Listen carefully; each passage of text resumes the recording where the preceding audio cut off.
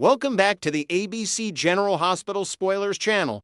Today, we will dive deep into the explosive drama unfolding on Tuesday, November 4th, where loyalties are tested, secrets unravel, and power plays threaten to shatter Port Charles forever. In the shadowy corridors of legal battles and family feuds, Sonny Corinthos emerges as a fierce protector, storming into Alexis Davis's office with a determined glint in his eye, ready to redirect the blame away from his son Michael. Sonny, ever the strategic mob boss with a heart buried under layers of tough decisions, lays out his case meticulously, pointing fingers at an overlooked figure in the tangled web of Willow Tate's defense, perhaps a shadowy associate from Drew Kane's past dealings at ELQ, someone whose motives align suspiciously with the attempted murder charges looming over Michael. He's convinced that Alexis, caught in the vice of Drew's relentless pressure to clear Willow at any cost, might sacrifice Michael to save face,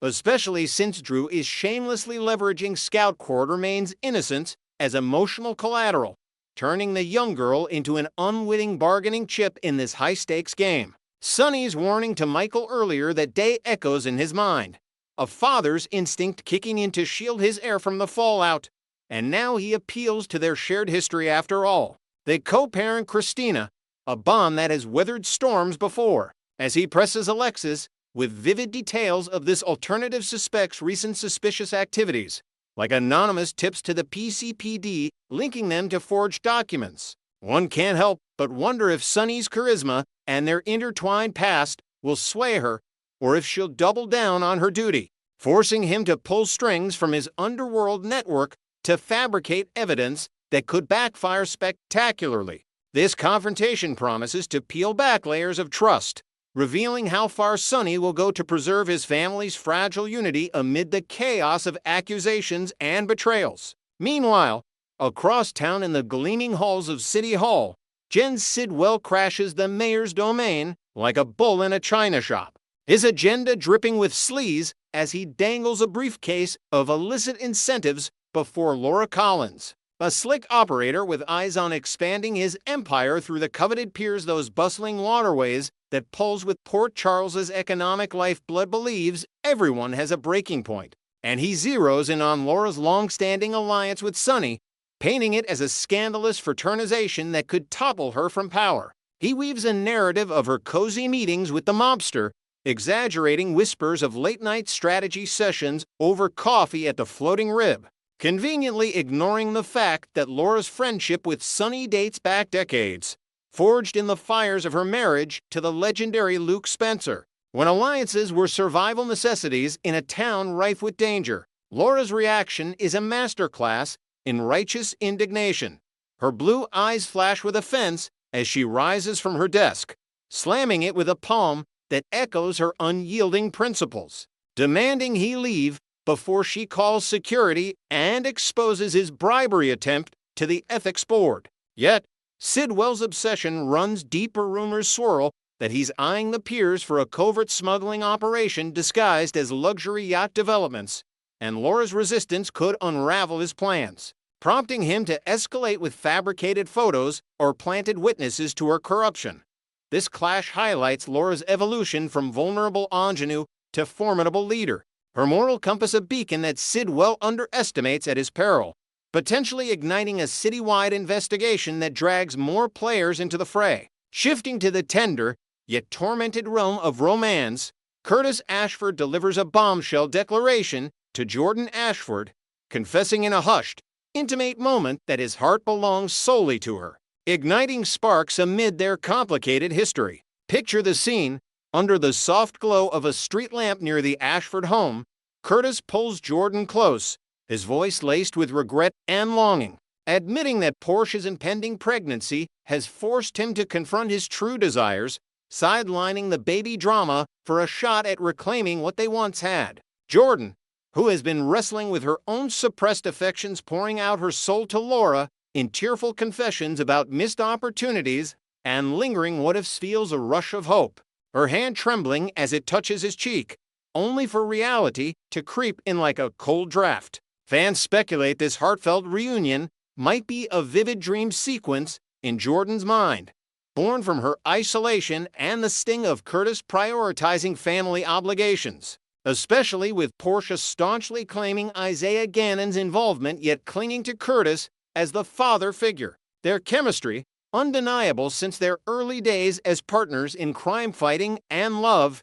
crackles with unspoken promises. But the pregnancy looms as an insurmountable barrier unless a dramatic twist reveals Curtis isn't the biological dad, sparking jealousy-fueled confrontations at the hospital where Portia works. Jordan's vulnerability adds depth, showing her growth from stoic commissioner to a woman grappling with love's messy intersections, while Curtis's pivot underscores his internal conflict between duty and passion, setting the stage for explosive fallout that could redefine their futures or shatter them irreparably. Over at the opulent Quartermaine mansion, a storm of corporate greed brews as Drew Kane corners Ronnie Bard, his persuasive tactics aimed at sealing a deal that would hand him control of the estate and its sprawling assets. Drew, with his military-sharp focus and ELQ ambitions burning bright, looms over the desk cluttered with legal documents, urging Ronnie to sign with promises of freedom from the family's endless meddling, framing it as a noble preservation of the Quartermaine legacy against interlopers like Michael and Brooklyn, who stand by grim-faced in the grand foyer. Michael, his jaw set in determination, exchanges worried glances with Brooklyn, while Ned and Olivia hover in the shadows, their expressions a mix of shock and resignation at the potential loss of their ancestral home. Earlier, Michael's heartfelt plea had given Ronnie pause mid-signature, reminding her of Monica's deep attachment to the mansion, how its walls held echoes of laughter, secrets, and the matriarch's unyielding spirit, stories Ronnie herself had heard in hushed tones during family gatherings. Drew counters with slick reassurances, inventing scenarios of how the property could flourish under his vision, perhaps transforming unused wings into innovative tech hubs tied to his Aurora Media ventures. But his coercion smacks of manipulation, especially with Martin Gray lurking as his enabler.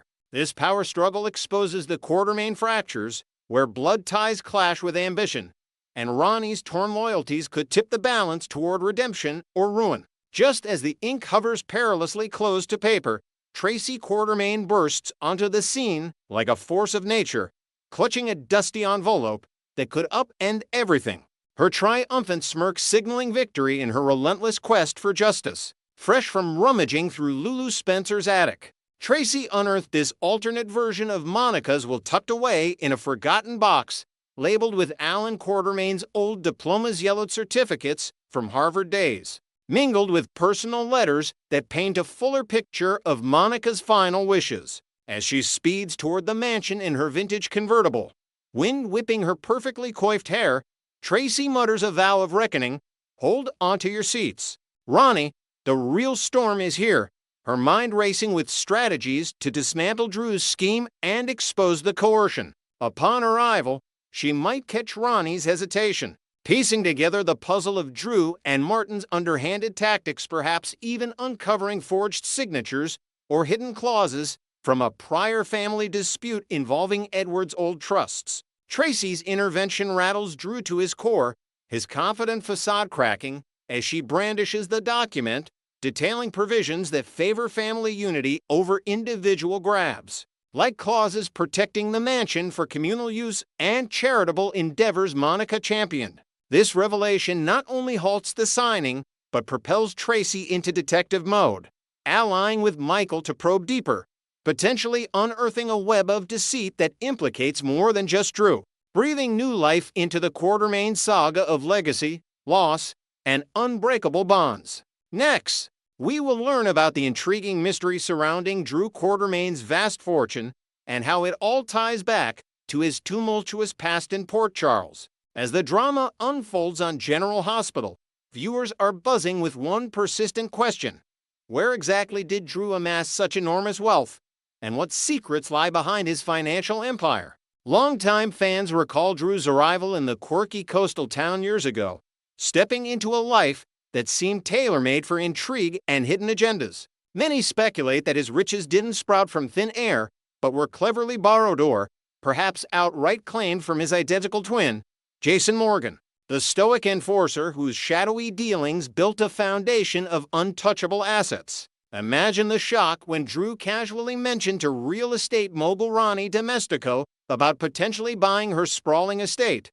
The casual offer raised eyebrows, as such a luxurious property, complete with ocean views, manicured gardens, and high-security vaults, could easily command a price tag north of $50 million in today's inflated market. This bold move sparked a wildfire of discussions, forcing fans to dissect every episode clue about Drew's bank balance, wondering if it's all smoke and mirrors or a legitimate windfall from his military days and business savvy. Diving deeper into the fan theories, a dominant narrative paints Drew as the opportunistic beneficiary of Jason's hard-earned empire, seamlessly slipping into his brother's financial skin upon his return from years of brainwashing and captivity. Social media exploded with posts dissecting this angle, like one viewer who tweeted, "Drew lived as Jason for so long, dipping into those Black Ops funds and luxury purchases without a second thought to remember how he snapped up that sleek yacht using Jason's black card."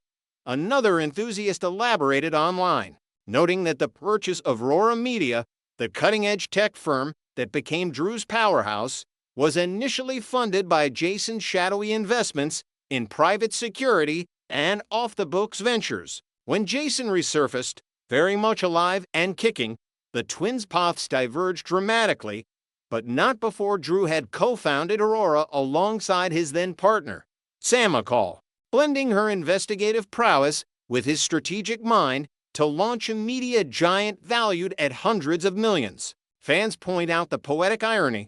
Jason, ever the loyal friend to the Quartermaine clan, never pursued repayment, perhaps viewing it as repayment for the lost years or simply prioritizing family bonds over cold cash. This theory gains traction when considering the emotional fallout Drew's divorce from Sam left him holding the reins of Aurora, a company now synonymous with digital innovation in Port Charles, generating revenue streams from ad deals, app developments, and exclusive content partnerships that could rival LQ's diversified portfolio. Yet, not all roads lead back to Jason.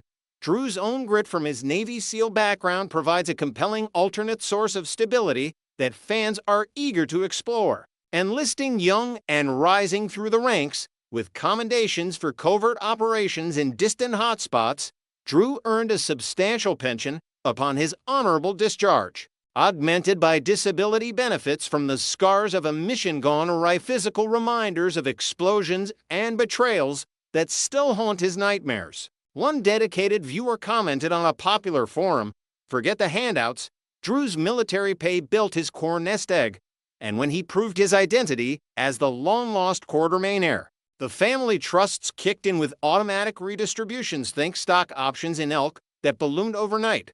This inheritance angle adds layers of corporate drama, as ELQ's board, ever the nest of vipers, had to scramble to amend wills and allocate shares once DNA tests confirmed Drew's lineage, funneling him dividends from energy ventures, real estate holdings, and biotech experiments that trace back to the Quartermaine patriarch's original oil boom. Inventing a twist for speculation, picture Drew quietly investing his pension into startup tech firms during his amnesia phase, turning modest savings into a diversified portfolio that includes stakes in renewable energy and cybersecurity fields where his tactical expertise shines, potentially netting him millions in passive income annually. These elements portray Drew not as a freeloader, but as a resilient survivor, channeling his service record into entrepreneurial triumphs that keep his finances robust even amid Port Charles' endless scandals. The divorce settlement with Sam McCall emerges as another pivotal chapter in this financial saga, one that soap enthusiasts dissect with forensic precision for its emotional and monetary ripples. As their marriage crumbled under the weight of Jason's return and Sam's divided loyalties, the split was anything but amicable, with Aurora Media at the heart of the negotiations. Sam, in a gesture of closure, signed over her substantial equity to Drew mere months after the papers were inked, valuing the company at over $200 million based on recent valuations. A fan's viral thread captured this sentiment.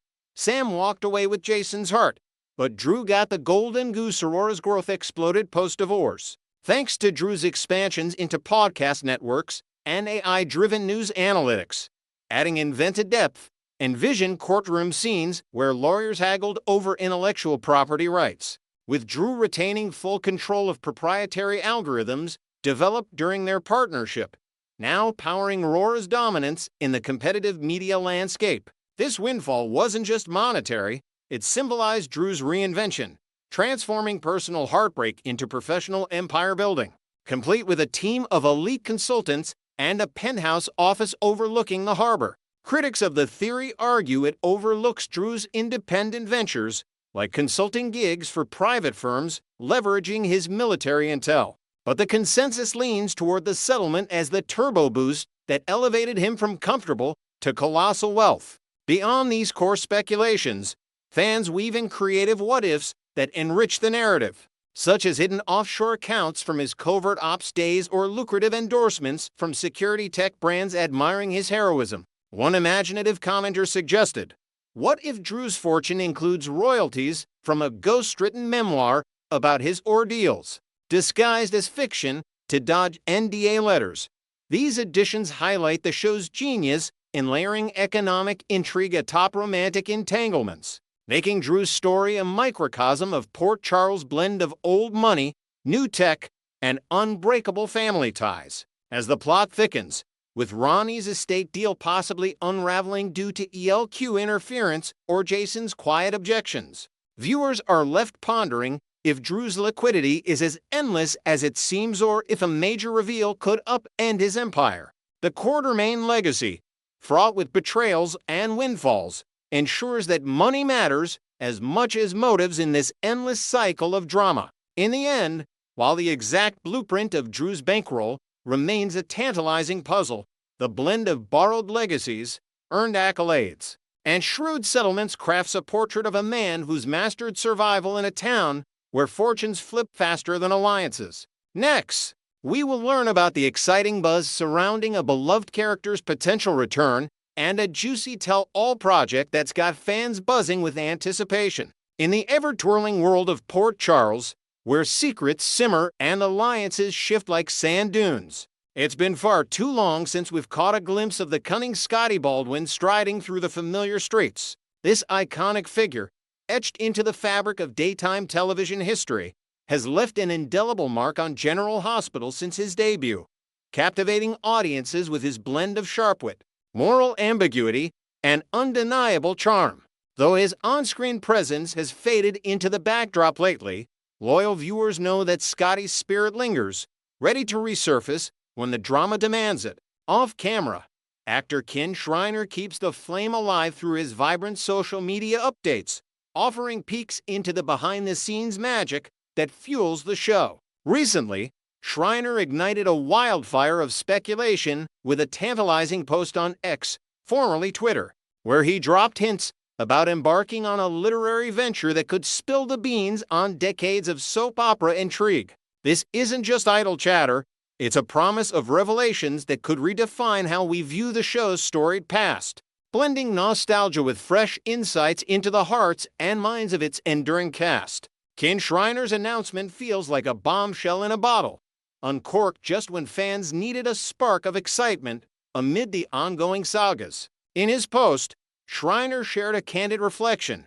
I've been bombarded with suggestions to pen a book about my 47 incredible years on GH, and today, the idea crystallized, but I must secure approvals from some of the actors still gracing the set.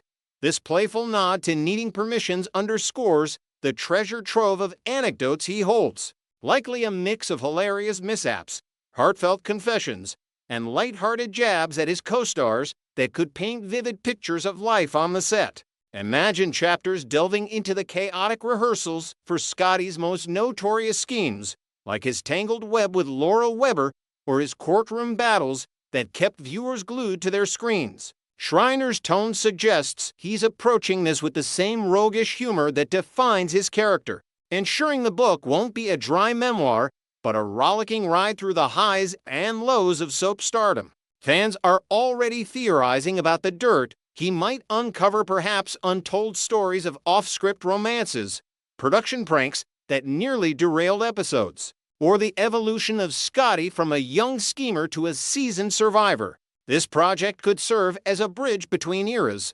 inviting new viewers to appreciate the legacy while giving longtime enthusiasts a deeper dive into the man behind the mustache. Schreiner's journey with General Hospital is nothing short of legendary, a testament to the show's enduring appeal and his own resilience as an actor. He first stepped into the role of Scotty Baldwin in 1977, transforming the character from a mischievous teen entangled in the iconic Luke and Laura storyline into a multifaceted lawyer whose pursuits often blurred the lines between justice and personal vendetta. Over the decades, Scotty's arc wove through marriages, betrayals, and redemptions, including his stormy union with Dominique Stanton and the lingering shadows of his obsession with Laura. Schreiner's intermittent exits and returns, most recently bowing out in August 2024 after a heartfelt storyline mirrored the character's nomadic soul, always drawn back to Port Charles like a moth to flame. His portrayal added layers of complexity, making Scotty not just a villainous foil, but a relatable everyman navigating the town's relentless drama.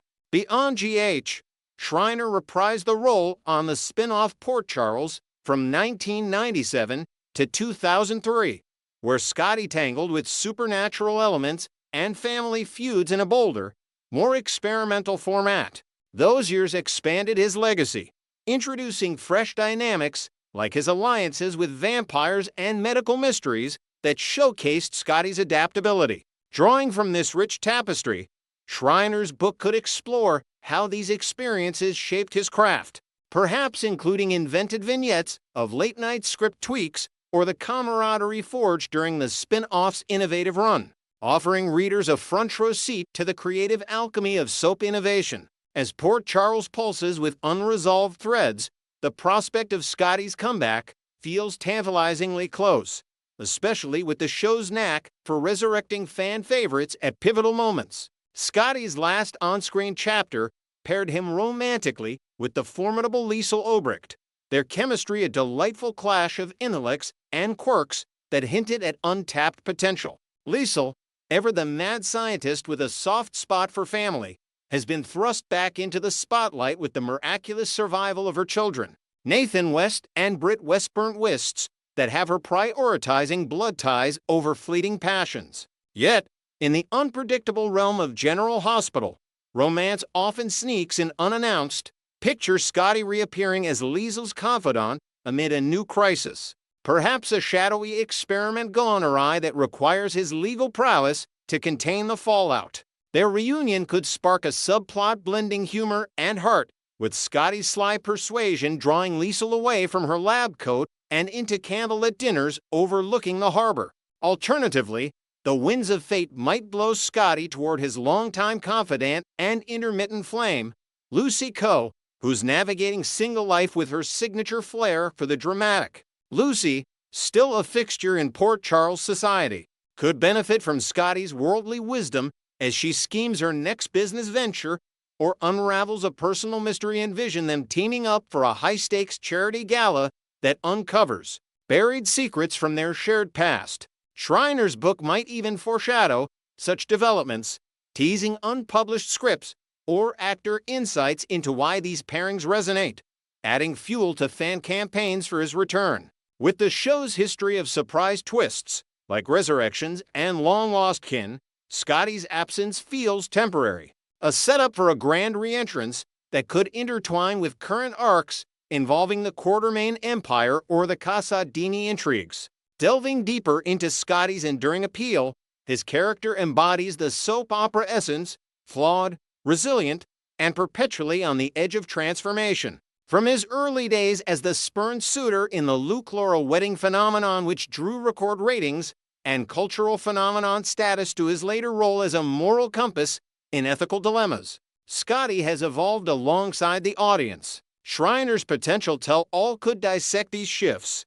inventing scenarios like a fictional what-if where Scotty uncovers a decades-old cover-up involving the Spencer family, providing analytical depth on how such stories sustain viewer investment. Fans often cite his banter with rivals, like Luke Spencer, as highlights, moments that blended rivalry with reluctant respect. And a book chapter on those dynamics might reveal Schreiner's preparation techniques, such as studying real-life legal cases to infuse authenticity. Moreover, exploring his off-screen influences, perhaps Schreiner's own adventures in theater or voice work, could illuminate how personal growth mirrored Scotty's arc, offering a meta-analysis of longevity in entertainment. This layered examination not only honors his contributions, but invites speculation on future roles, like Scotty mentoring a new generation of Port Charles lawyers amid rising corporate espionage plots. The ripple effects of Schreiner's book announcement extend to the broader soap community,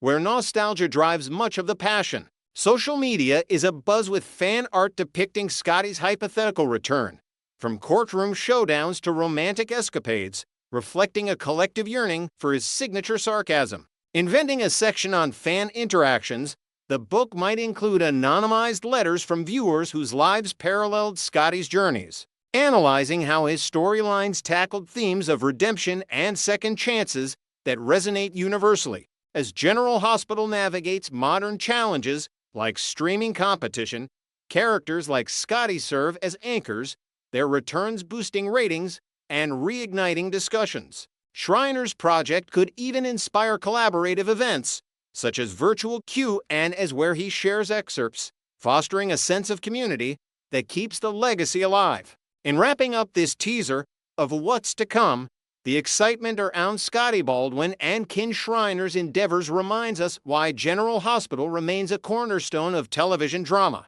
Do you miss seeing Scotty's sly grin light up the screen? Would his return, perhaps hand in hand with a published memoir full of revelations, be the spark Port Charles needs? Share your thoughts in the comments below. We'd love to hear your predictions for his next chapter.